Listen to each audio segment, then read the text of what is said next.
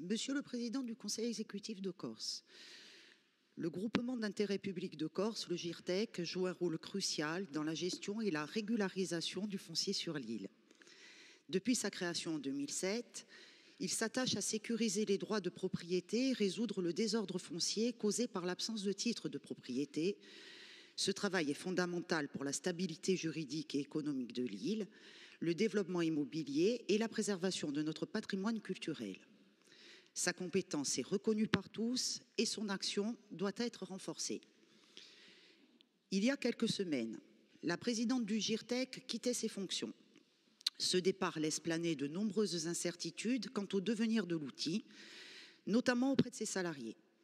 Pour rappel, la précédente nomination s'était effectuée sans consultation préalable du président du Conseil exécutif, et ce malgré l'article 42 de la loi du 23 juin 2006 portant réforme des successions et des libéralités, qui précise que toute désignation d'un nouveau président doit se faire après avis du président du Conseil exécutif de Corse. Nous pouvons raisonnablement penser qu'une procédure de nomination d'un nouveau président a été lancée. Ainsi, Monsieur le Président du Conseil exécutif, disposez-vous d'informations sur la procédure de recrutement en cours? Si tel est le cas, avez-vous été consulté dans le cadre de cette nomination conformément à la loi? Plus globalement, avez-vous des informations sur les garanties budgétaires données au GIRTEC concernant la poursuite de son action? Je vous remercie. A ringrazia, mi passo a parola au Presidente di Lesegudio. Oui, merci Madame la conseillère territoriale pour cette question. Vous l'avez rappelé, le GIRTEC est un groupement d'intérêt public qui a été créé en 2007 et qui joue un rôle fondamental pour lutter contre le désordre foncier, en tout cas sa résorption, à travers la création de titres de propriété, un travail en partenariat direct au premier chef avec les notaires de Corse, puisque la saisine du GIRTEC ne peut intervenir en l'état qu'à la demande des 10 notaires, étant précisé qu'au-delà du travail qui est mené pour les particuliers, il y a désormais un nouveau champ d'intervention pour le GIRTEC, un champ d'intervention qui, à mon avis, et cet avis est largement partagé, je le sais, a vocation à être élargi à travers le soutien aux communes pour la reconstitution et l'identification et la titrisation de leur patrimoine foncier avec en arrière-plan, foncier immobilier d'ailleurs quelquefois, avec en arrière-plan des objectifs de lutte contre la spéculation, d'installation d'agriculteurs, de mise en valeur du patrimoine. Donc un enjeu qui est un enjeu majeur. En fait, votre question pose 3 séries de problèmes. Premier problème, la question statutaire de la présidence et plus globalement du fonctionnement de ce groupement d'intérêt public. La deuxième, c'est celle de son devenir. En ce qui nous concerne, il ne peut pas être conçu autrement, ce devenir, qu'à travers une pérennisation et un renforcement. Et troisièmement, l'actualité me donnera l'occasion de rappeler, comme vous l'avez fait d'ailleurs, que le GIRTEC a été créé à travers la loi portant réforme des successions et des libéralités. On voit poindre en perspective des débats qui sont, à mon avis, importants, y compris en ce qui concerne la problématique dite des arrêtés Miot. Alors, premier point, sur la question de la désignation de la présidence. Vous avez rappelé ce qu'est l'état du droit. Le texte prévoit en effet que le président ou la présidente du conseil d'administration est désigné au sein des corps des magistrats ou magistrats honoraires, mais également des inspecteurs des finances, des préfets, enfin, il y a une liste qui est assez longue, et que la désignation intervient par le ministre de l'Intérieur, le ministre chargé des Finances et le garde des Sceaux, ministre de la Justice. Donc c'est une décision interministérielle qui intervient après avis du président du conseil exécutif de la collectivité territoriale de Corse, désormais la collectivité de Corse. Donc ça, c'est le texte. Le texte, à mon avis insuffisant, ne prévoit en fait qu'un avis simple. Bon.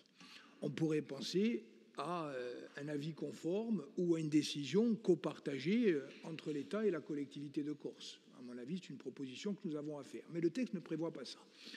Au-delà du texte, il y avait une pratique qui s'était instituée au moment de la création du GIRTEC, c'était que, de fait, la décision était partagée entre le gouvernement et les présidents du conseil exécutif. Ça avait été le cas notamment pour le premier magistrat de la Cour des comptes qui a été désigné président du GIRTEC, c'était M. Vallat, et puis ensuite pour M. Grimaldi.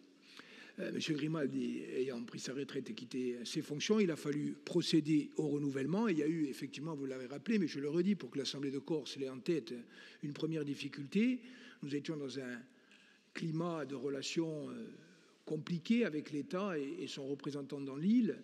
Et là, carrément, la désignation était intervenue sans que je ne sois consulté du tout. Bon, j'avais eu à saisir officiellement les ministères concernés. On avait relancé la procédure et ça avait été en fait une consultation purement formelle qui a débouché sur la désignation de Madame Yolande Rognard, qui a exercé donc ses fonctions de présidence et qui n'a pas été renouvelée par les ministères à son poste à expiration de la date prévue, c'est-à-dire en juillet 2024.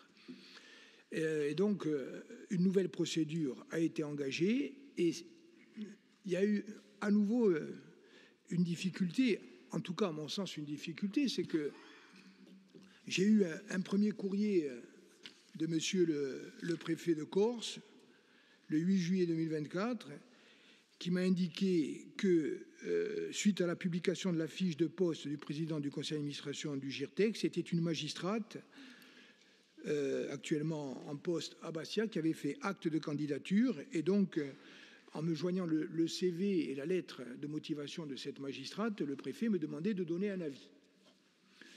C'était le 8 juillet 2024. J'ai répondu par courrier en date du 10 juillet 2024, 2 jours après, en rappelant l'esprit des textes, en rappelant la difficulté qu'il y avait eu au moment de la désignation de Mme Rognard et en disant que, y compris si on se situait dans le cadre d'un avis simple, je ne pouvais pas donner un avis sur une candidature sans connaître l'ensemble des candidatures. Je lui ai donc demandé de me transmettre l'ensemble des candidatures pour que je puisse utilement donner mon avis. Il m'a été répondu très récemment que 2 autres candidatures de magistrats avaient été enregistrées, mais que le ministère ayant considéré qu'elles ne pouvaient pas être retenues pour des raisons que j'ignore, le préfet n'avait pas à me les transmettre. Bon. Moi, je prends acte de cette situation, je la regrette. Je sais aussi que les 2 magistrats ou magistrates en question sont corses. Donc, je ne peux pas manquer de m'interroger sur le fait de savoir s'il n'y a pas une volonté explicite ou implicite de considérer que ce type de poste ne peut pas être occupé par un magistrat corse. Si c'était le cas, ça serait extrêmement regrettable. Je ne veux pas non plus faire de procès d'intention et bien évidemment, je n'émets aucune critique sur les mérites de la candidature unique que l'on m'a transmise. Mais je dis simplement qu'en l'état, moi je considère, premièrement, que l'esprit des textes n'est pas respecté, deuxièmement, que je ne suis pas en situation de donner un avis utile, et troisièmement, qu'il y a vocation certainement à faire évoluer ces textes. Et puis en arrière-plan, je le dis très clairement, il y a un phénomène global évident de décorcisation dans l'administration. On ne parle même pas de corcisation des emplois. On parle d'un choix délibéré, même si non écrit, de ne pas accepter en situation de fonctionnaire, et notamment dans le service public de la justice, qu'il s'agisse des magistrats ou des greffiers, des gens dès lors qu'ils sont d'origine corse. Bon. Et d'ailleurs, en 20 ans, il y a des praticiens et des praticiennes dans l'hémicycle. On voit bien comment a évolué le recrutement sur ce type de poste. Donc je crois qu'il y a un vrai problème politique et il faudra continuer de le poser en essayant d'obtenir des réponses. Ça, c'est sur la question de la présidence. Deuxièmement, sur la question du devenir du GIRTEC, il y a eu effectivement des inquiétudes fortes, vous le savez. J'ai notamment reçu l'ensemble des personnels dans la mesure où il y avait eu notamment des avis très défavorables du ministère des Finances, qui est un des ministères compétents au titre de la loi pour intervenir dans le champ d'activité du GIRTEC. Et en gros, ces avis du ministère des Finances remettaient en cause la qualité du travail, les résultats obtenus et donc, par définition, la pertinence de l'outil. Donc, nous avons mené un combat à bas bruit pour rappeler que nous avions besoin absolument du GIRTEC. Nous avons enregistré une première victoire dans la mesure où il y a eu une réunion interministérielle qui s'est tenue avant les péripéties politiques que vous connaissez et qui a sanctuarisé le budget du GIRTEC pour l'exercice 2025 à venir. De son côté, vous le savez, la collectivité de Corse, à travers une délibération de l'Assemblée de Corse, a mis à disposition des locaux qui nous appartiennent sans loyer, donc c'est une contribution en nature. Et puis, bien sûr, nous sommes ouverts à une réflexion pour que nous envisagions éventuellement de majorer notre contribution, solliciter également les différents maires. Mais à mon avis, cette réflexion sur la structure budgétaire du GIRTEC doit aller de pair avec une réflexion sur, à minima, un fonctionnement paritaire, que ce soit dans la désignation, dans le fonctionnement, mais tout en restant, bien sûr, dans le souci d'avoir un outil totalement décorrélé de toute ingérence politique. Voilà donc pour le deuxième point. Le troisième et dernier point. La création du GIRTEC s'est inscrite à l'époque déjà dans un débat politique qui prenait des tours de conflit, puisqu'on voulait réintégrer la Corse dans le droit commun en matière de droit des successions. Et une des raisons qui a conduit à ce que le régime spécifique dont nous bénéficions historiquement soit prorogé, c'était précisément que le désordre foncier n'était pas résorbé. Donc, à ce jour, le désordre foncier n'est toujours pas résorbé et nous n'avons pas obtenu, vous le savez, de réponse pérenne sur la question de la prorogation ou de la sanctuarisation de notre régime dérogatoire. L'actualité de ces jours-ci nous rappelle que la proposition de loi du sénateur Panucci va probablement être réexaminée. Donc, j'ai cru comprendre que le rapporteur général du budget, issu du groupe Elliott, n'était pas favorable à cette proposition de loi dans la mesure où il en a souligné les risques avérés d'inconstitutionnalité. Donc moi, ce que je tiens à dire ici aujourd'hui, c'est que, premier point, ce combat pour les arrêtés Miot, pour reprendre au-delà du juridisme le terme qui est consacré par notre histoire politique, le combat pour les arrêtés Miot est un fondamental de la famille politique dont nous sommes issus. Et c'est un fondamental qui est partagé par d'autres familles politiques. Donc, moi, je sais que les députés nationalistes, Michel Castellani et Paul-André Colombagne, rappelleront au sein du groupe Elliott que ce fondamental ne peut pas être mis en cause. Ça, c'est le premier point.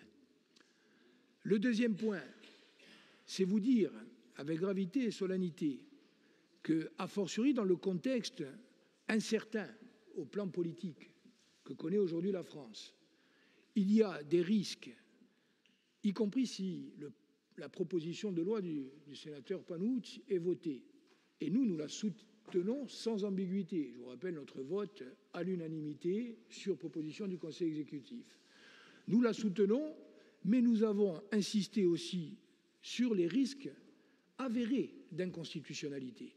Et donc, indépendamment du débat qu'il faudra porter et du combat qu'il faudra mener, il y a un risque de saisine du Conseil constitutionnel. Et moi, je continue à dire devant vous, avec la certitude de ne pas me tromper, que le seul moyen politique et juridique de garantir à la fois le maintien de ce qui est convenu d'appeler les arrêtés Miot et de prendre la main politiquement et juridiquement sur la fiscalité en matière de succession, c'est la révision constitutionnelle.